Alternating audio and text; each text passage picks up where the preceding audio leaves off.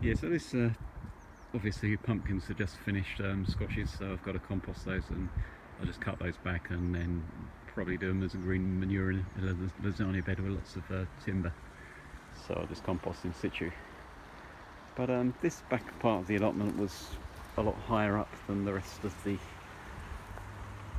plot, so it's hard to see, but you can just about. I've got these compost bins here. These are set on plastic pallets, which are set on wooden pallets to raise them up. So I sort of levelled it with the path at the back that runs along the back side of the allotment here. And a couple of years back, I sort of terraced this piece as well.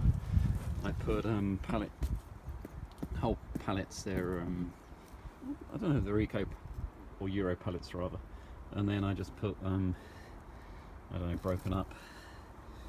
What was it? I think that was mainly timber under this one, and I just put a layer of MOT type 2 kind of stuff put under brick block dries before you put the paving sand down, and then you put your brick blocks onto it. I've just put these old reclaimed slabs. I wanted somewhere to put water butts and things like that, and this is elevated, so it's higher than the polytunnel, which drops down, and then these water butts are raised up again. I wanted to have a battery of 3 of these, so I've got space there for the 3.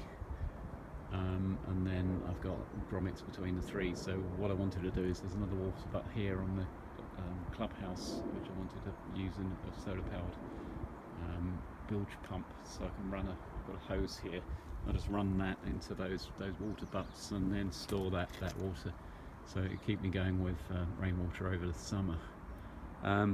What I did notice that probably right through summer, using the number of sort of Eve basic grow buckets, wicking kind of buckets in there, I probably only used about half the water butts for. So what I might do is kind of get my levels right, and then have another sort of float tank somewhere in one of these raised beds, and then possibly a grow tower on top of that, and then have that level filling up another kind of chain of wicking kind of tanks in the polytunnel as well, so then that saves a lot of irrigation.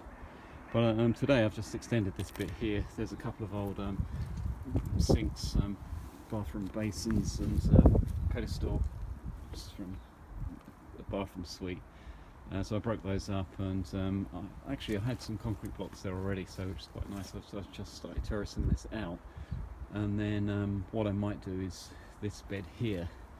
This is just sitting on top, and obviously I've raised up my levels a lot, so you can just about see the stud timber here.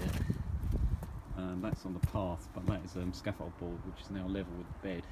So what I might do is do another 260mm by 1200 raised bed, and then bring that right up to here. And this one, I don't know, I'm kind of tempted to do a wicking bed as part of this as well, but because the levels are kind of awkward here, I think it'd be nice to raise that up. So I've got this bed here, which is raised. That's a sort of floor joist from a house. That's quite wide, and that's all a bit of a mess this time of year, but it's kind of building work at the moment. But if you'll be able to see, just underneath this sludge of compost and leaf litter, there's some more scaffold boards, and that's another one of my wormery beds under there as well.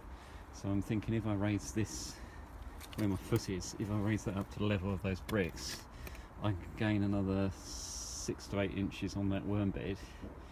When I hike that out, I'll tip that into that bed there, so that'll be sort of the next 2012 sort of mulch. And then I can put down another 4 to 6 inches of wood chip under there, bring it up so it's a nice level, and then on this bit here I might slide that hot bin, or aero bin rather, right back, and then have some of these Eve grow towers here, which I think will be quite nice. And what it might be worth doing as well is, because this there's a kind of wooden deck here underneath all the squash plants, or previous squash plants. What I kind of might do is raise that deck up to the same level as those slabs, and then when I've got the grow towers on wheels, I can just scoot them out and have a nice flat level area. And most of my allotment is, well, I wouldn't say traditional, but it's raised beds rather than containers.